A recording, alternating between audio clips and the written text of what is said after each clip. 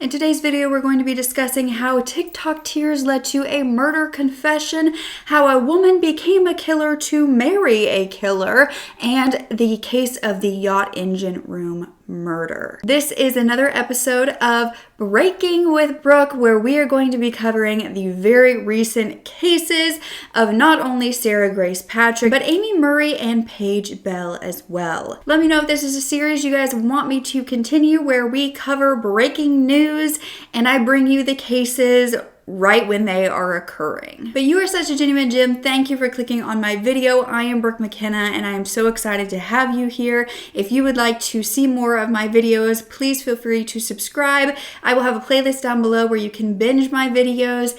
And if you want to sign up for the Genuine Gem newsletter, that is where I can personally send you my videos every single time so you never miss an upload. Now let's get back to the story. So on February 20th of 2025, a double homicide would occur in Carrollton, Georgia at an average family home. At around 7 a.m., a 911 call would come in stating that two adults were cold to the touch in their bed and beyond CPR.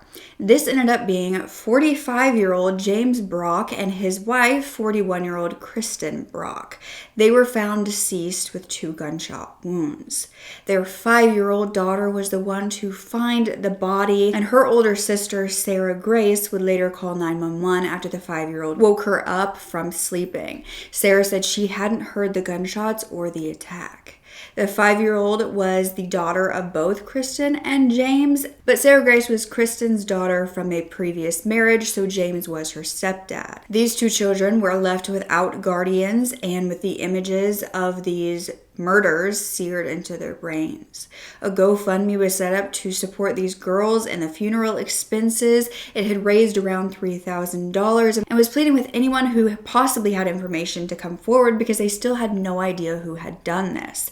Now, investigators had interviewed many around the home, but they were finding no evidence of anyone suspicious in the area. They found 0 signs of forced entry and no signs of robbery. James and Kristen were said to be happily in love. They were avid churchgoers.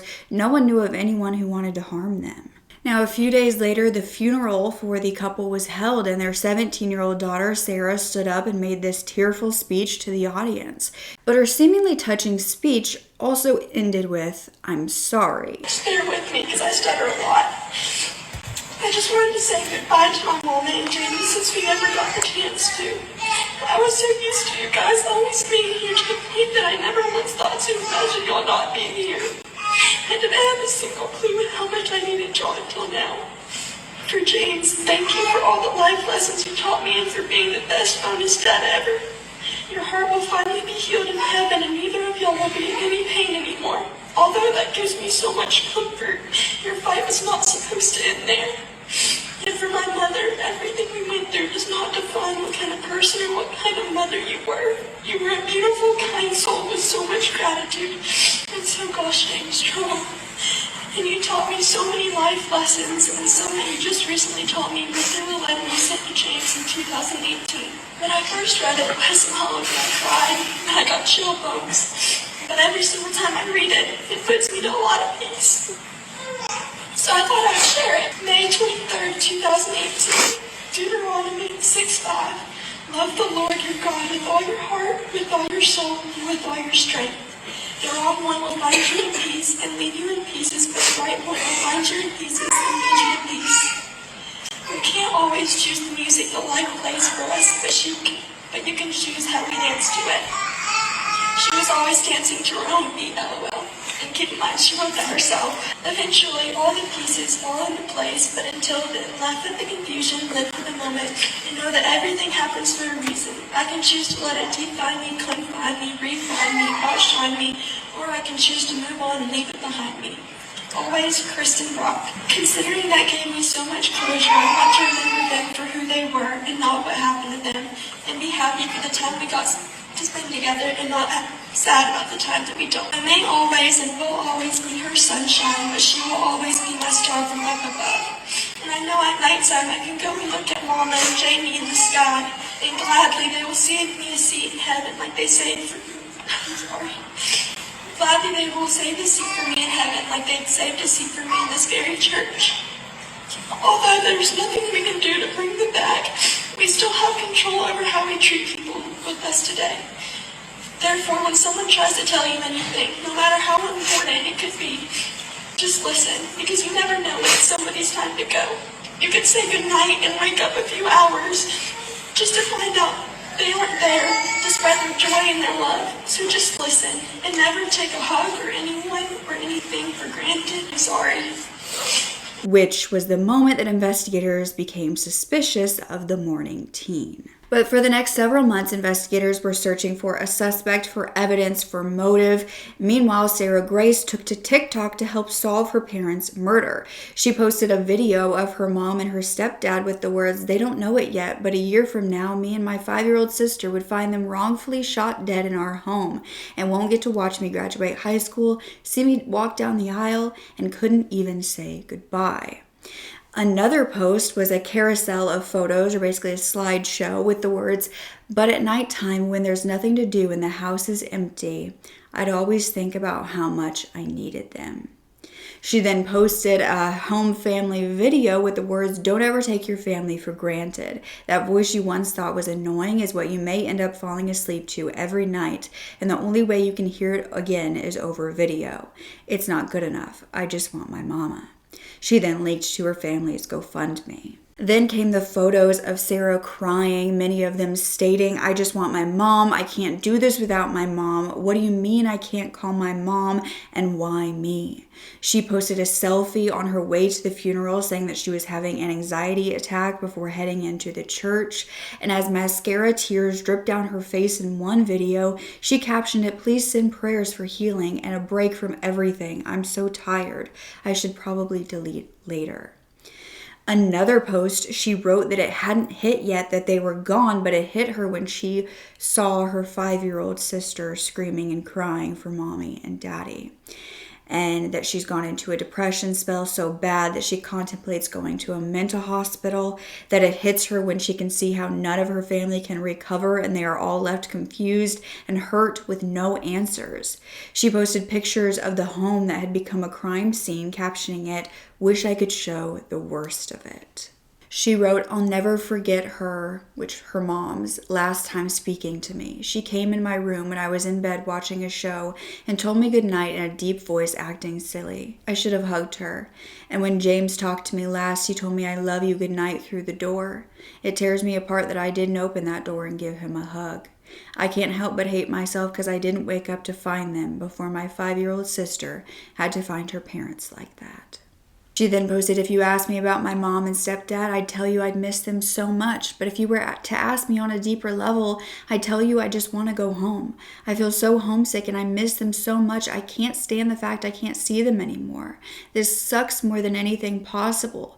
I feel like I'm in a horror movie that never ends, and on top of everything, I still have no answers. I'm so confused on how someone could have done this, and even more confused on why. Why them? Why that? Just why? How could they?" A true crime TikToker at allegedly received a DM from Sarah asking them to cover her parents' murder. She allegedly messaged on July 3rd, which was 4 months after the murder, saying, "Look up the Brock case." She said, "They're my parents, and out of nowhere on a random Thursday night in February, someone came to my house with me and my 5-year-old sister and left my parents for me and my 5-year-old sister to wake up to." Now, she actually did cover the case and would later regret this. "And I said, not knowing she was going to wind up arrested for this, I am so sorry. I cannot imagine. I will absolutely research and cover their case. Please take care of you always."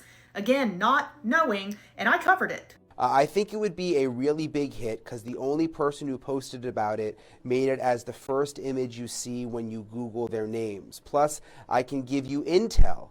Just, I can't give you anything that could break the case. That's what cops told me. So not only did this teenager ask me to cover a case that she would wind up being arrested in, but her comments on that video that I made that she requested are so disturbing to look at now. Commented, "Thank you for spreading awareness." She also replied to this person who asked what was used in this crime, and she answered. This person commented and said, "From an investigative standpoint, it would seem that it was someone who knew them, hoping for answers and swift justice. Sarah Grace, the daughter and stepdaughter of these victims, who has now been arrested, said most definitely was, since they knew the house. But the stepdad, James's family friend, spoke out. This was a woman named Kelly Brown who came forward to make her own TikTok, stating that Sarah had asked her to speak on her behalf about the night of the murders because some people did have some opinions about Sarah. So she said that Sarah had told her that she didn't hear anything unusual that night besides James's LVAD, or his heart machine that kept his heart pumping. Sarah allegedly admitted to hearing that alarm going off throughout the night because James had actually had open heart surgery in 2022 in order to have a longer life. And he survived it, only to be murdered 2 years later. James's sister, Kim, took to TikTok. I just wanted to come on here for a second and talk about my brother Jamie and his wife Kristen, my sister-in-law. Just let you know that no one has been arrested yet, and it's so hard on our family not knowing. Yes, we all have theories, of course we do. Just heartbreaking is killing us all, knowing that they were both laying in their bed, not bothering anybody, and someone just walks right in their door, right to their bedroom, coming out from the outside of the house, right into their bedroom, and shoots them both, not once, but more than once. I'm just begging for help. Please help us. Please help us put this person where they belong. And I appreciate you listening to me this long, but I'm just devastated. And please pray for their little 5-year-old girl as she goes on now without a mother and father. My brother has a 12-year-old son and 3 grown boys. And Kristen has a little boy who I believe is 12 or 13, and she has a 16-year-old daughter. Hey everyone, I was just jumping online to make a quick update about the unaliving of my brother Jamie and his wife Kristen. Right now we still don't have an arrest. There's no doubt in my mind there will be one. I don't know when, but I really believe in my heart there's going to be an arrest. Keep me and my family and everyone in your prayers that this happens soon, because honestly, it is driving me insane. I can't. I'll keep you posted, and I can promise you the day someone is arrested, I'm going to come on here and shout hallelujah and whatever else you can do, jump up and down. She posted a photo of the 5-year-old that she was then in the care of, writing, "The last 3 nights she's woke up crying in her sleep. You have traumatized this child. Justice for Jamie and Christine, who killed my brother and his wife, and let this child find her parents deceased."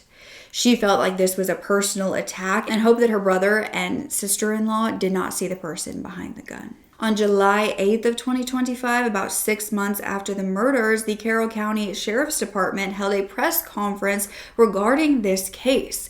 They would announce that an arrest had been made. James and Christine's 17-year-old daughter, Sarah Grace Patrick, was accused of the murders. She faced 2 counts of murder and 2 counts of aggravated assault. From the very moment the 911 call was received, a relentless investigation began, one that would span months, consume thousands of man-hours, and require the full weight of the local and federal law enforcement agency partnerships.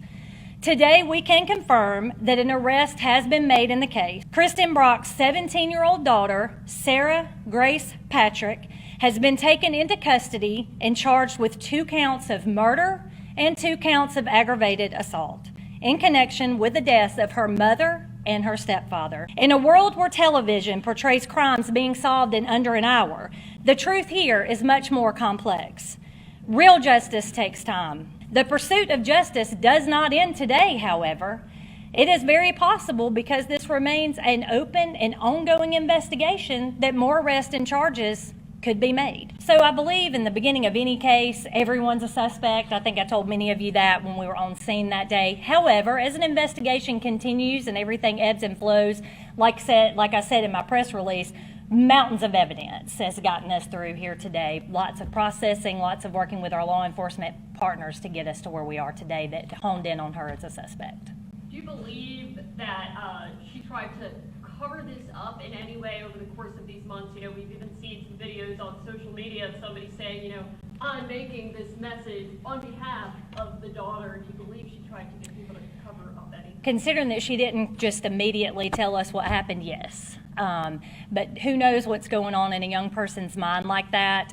But she has been arrested and charged now, and we feel confident that she is responsible for their murders. But like I said, it is an open, ongoing investigation. It's very possible others are involved as well. Do you believe that any of the other family members knew about this? Hard to tell. I can say this, that everybody that we have talked to through the course of the investigation that are family members have been nothing but cooperative. Family members then admitted that they were uneasy with Sarah's behavior at the funeral. James's niece stated that Sarah had this crying voice on, but she never shed a single tear. She believed that she fake cried at that funeral. And this niece actually saved the video of the eulogy that Sarah had given, saying that she knew one day everyone would see it for how it was. I'm honestly about to totally lose my mind. And I'm not gonna let that happen. I got a lot to live for, and I'm not gonna stop fighting for Jamie and Kristen. But I just gotta stop letting this get to me so much. However, Kristen's father, so Sarah's grandfather, is standing behind Sarah even after her arrest. He told News Nation that she swears her innocence, and if police had something concrete, they would have arrested her a whole lot sooner. The grandfather also spoke to Law and Crime to say that he was surprised about the whole thing. He'd been given no indication they were looking at Sarah as a suspect. He said that investigators had told him that she is the only one who could have done it, but they haven't provided him with any evidence. He fears that this arrest is premature, and he spoke to Sarah while in jail, who was pleading with him to help her get out. He said that Sarah was a friendly, good kid, an ideal child. He didn't ask her if she actually murdered them because he didn't think that she did.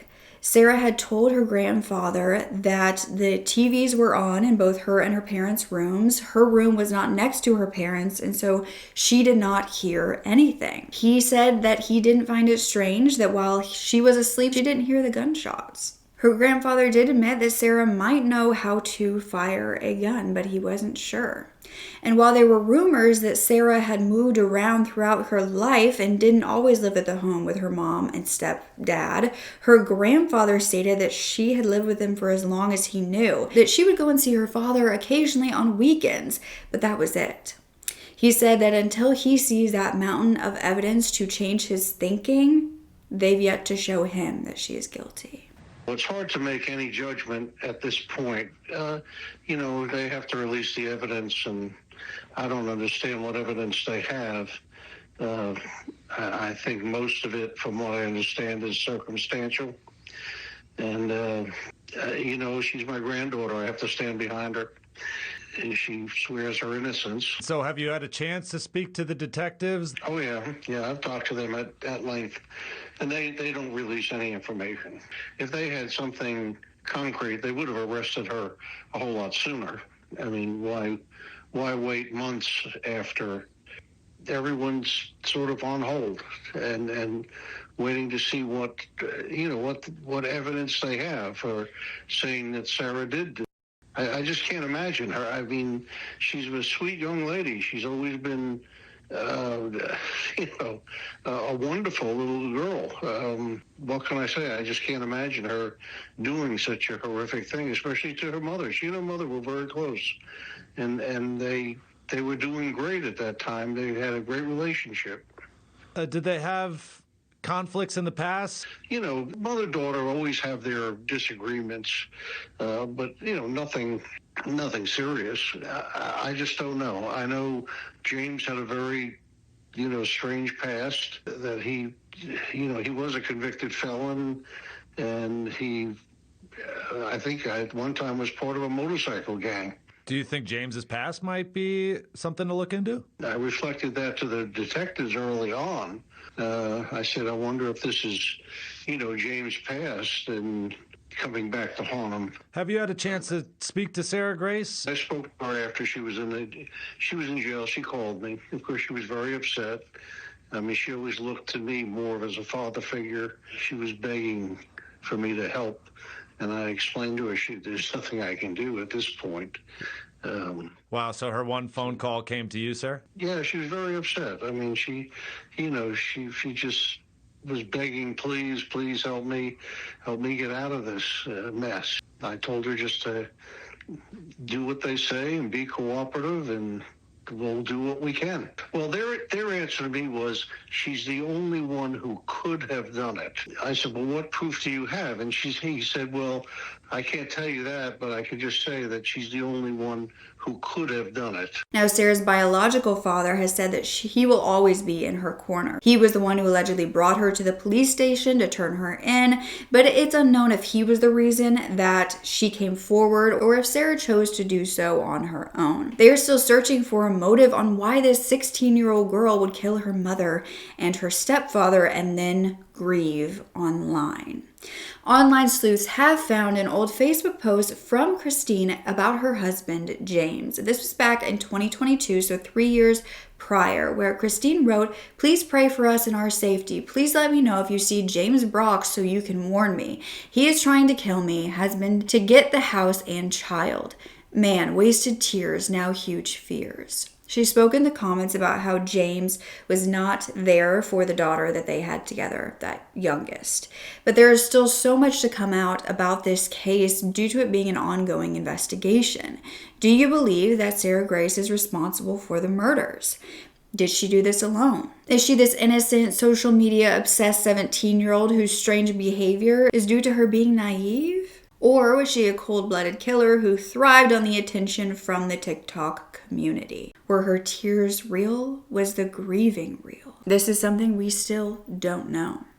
But another female killer has just been sentenced to murder, a murder that occurred in 2018. You see, a fire had broken out in a home in Iberia, Missouri on December 11th of 2018.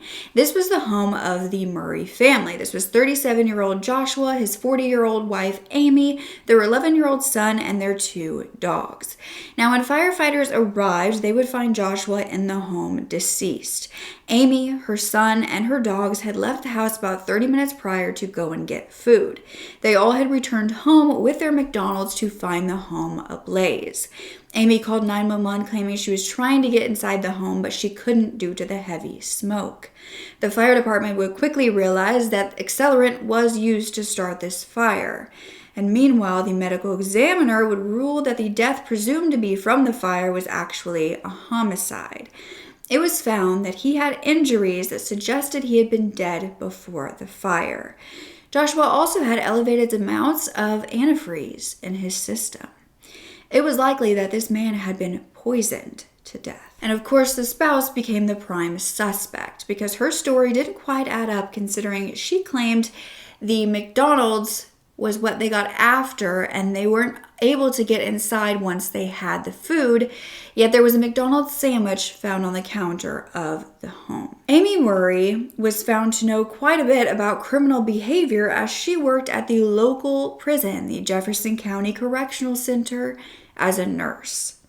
But the motive investigators were about to find was unfathomable. Missouri investigators would uncover conversations between Amy and an inmate at the jail where she worked. Investigators were actually able to review these conversations due to them being recorded because this was an inmate. The two would make these frequent phone calls, and Amy would tell him that she didn't want to be around her husband. She didn't want to be married anymore. She stated that she wanted to marry him once her husband was out of the picture. They even began talking about getting an attorney for the inmate so he could shorten his sentence and they could get him out of prison. But the inmate this wife was believed to have murdered her husband for, well, he was a murderer himself. This was 40-year-old Eugene Claypool in prison for murder. He was serving 25 years to life for the Christmas Day killing of a 72-year-old disabled man. The man had previously won $1.7 million in the Missouri lottery, and Eugene stabbed him to death.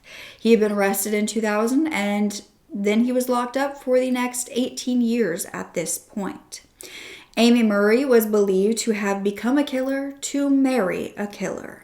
Investigators believe that she started this fire with her husband inside before leaving to go get McDonald's with the rest of the family. They then went to a McDonald's 20 miles away from home before returning home.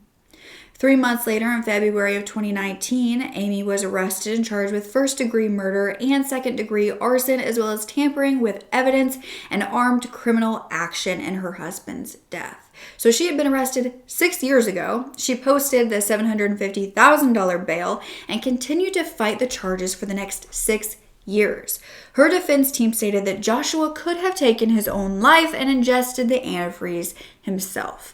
Now, the judge did end up dismissing this. In 2014, Joshua's family reached out to the court to express their frustration that it was taking so long, saying Josh was a good, faithful husband and father. For years, Josh owned his own construction business and worked hard to provide for his family. Josh was a well-respected member of our community and well-liked. Finally, on June 25th of 2025, very recently, Amy Murray entered an Alford plea, meaning that she did not admit to wrongdoing and maintained innocence, but she accepted the conviction. But that also meant that the armed criminal action charge would be dropped. So she was sentenced to 12 years for murder, 7 years for arson, and 4 years for tampering with evidence, 23 years in total. And her convicted murderer lover also remains in prison. This woman became a killer to marry a killer and left her son parentless. Even more recently, though, a 20-year-old was out living her dream life on a luxury super yacht in the Bahamas when she was found murdered in the engine room.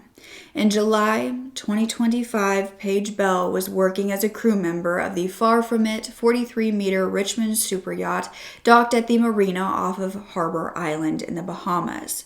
This was a charter yacht which would charge wealthy clients between £100,000 and £120,000 per week. It would host 10 guests, they would have 9 permanent crew, and they were docked at this luxury island resort at the time, which was a star-studded island dubbed Billionaire's Backyard. Paige was a stewardess from Johannesburg, South Africa. She had previously worked aboard another yacht, the Motor Yacht Sweet Emotion, until December of 2024. She was loved by her crew on that yacht. She was described as being more than a teammate. She was family. She had this radiant spirit, infectious laughter, and boundless compassion. She was said to bring light and warmth wherever she went.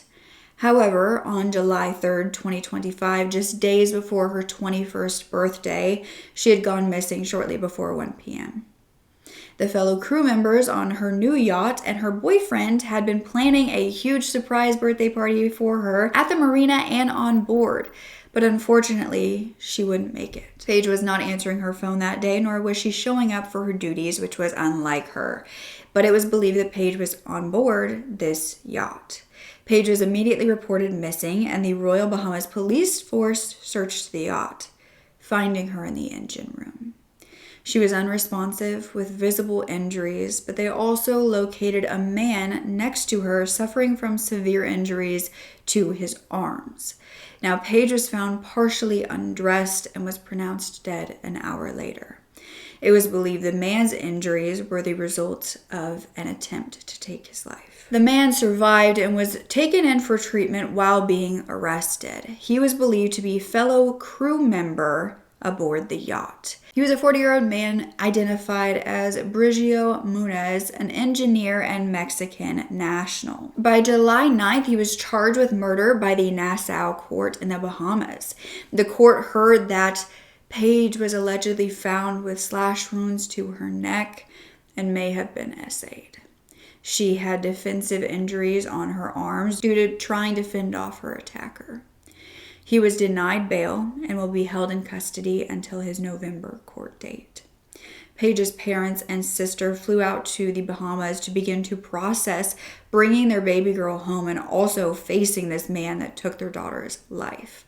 Paige's sister, Chelsea, made a statement saying, "Our family is facing an unimaginable journey and is seeking justice for the monster that took her life." She said this family is being torn apart by the loss of Paigey, which is what they call her. And the heartbreaking loss has been deeply felt by everyone who knew and loved her. A GoFundMe has been created by her former crew on the yacht Sweet Emotion, with the captains and the crew speaking about how much they loved her, how much they wanted to support the people that she loved the most and help ease their financial burden. So far, it has raised $56,000, and I will have it linked down below if you feel called to support. Paige is remembered as a golden girl by her loved ones, and on July 14th, which was her 21st birthday, her friends planned this big celebration, and her mother asked that everyone eat red velvet cake, which was her favorite, and share a photo of her in remembrance of the beautiful soul that she was. A petition has also resurfaced calling for mandatory criminal background checks for all seafarers. This was launched over 2 years ago by a former yacht crew member to advocate for standardized global vetting protocol to enhance safety on board. The petition is currently at 5,000 signatures. I will link that down below as well. Thankfully, it has resurfaced after this case and this brutal murder, where Paige was doing what she loved, possibly even trusted this man as a crew member, and he took advantage of that trust. That's all for Breaking with Brooke today. Let me know if there are any cases that you want me to cover in the next Breaking with Brooke. I do want to make these even more often. I will also link the last one that I made down below. Make sure you are subscribed and signed up for the newsletter. And if you would like, you can follow me on TikTok and Instagram, where I have been doing short form content, kind of doing little snippets of these Breaking with Brooke episodes where I am covering the cases as soon as they hit the mainstream media, and sometimes even before they hit. If you need a break from true crime, I also have a vlog channel, a personal channel, where you can get to know more about my story. That is just Brooke Mckenna Vlogs. Everything will be linked down below. I appreciate you being here and listening and caring about these victims. Don't forget to speak up. Your voice is powerful enough, and I love you to absolute pieces. Okay, bye.